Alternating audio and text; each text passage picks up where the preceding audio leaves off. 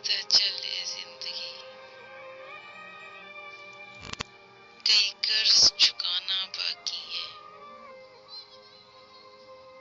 कुछ दर्द मिटाना बाकी है, कुछ फर्ज निभाना बाकी है। रफ्तार में धीरे चलने से कुछ रूठ गए, कुछ छूट गए। रूठों को मनाना बाकी है, रोतों को हंसाना बाकी है। कुछ हसरतें भी अधूरी हैं, कुछ काम भी और जरूरी हैं।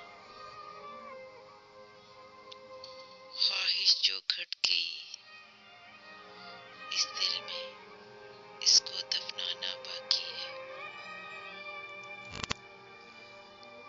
कुछ रिश्ते बन के टूट गए, कुछ जुड़ते जुड़ते छूट गए।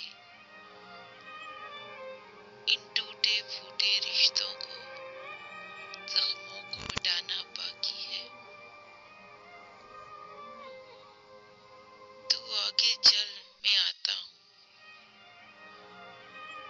कब छोड़ तुझे जी पाऊंगा।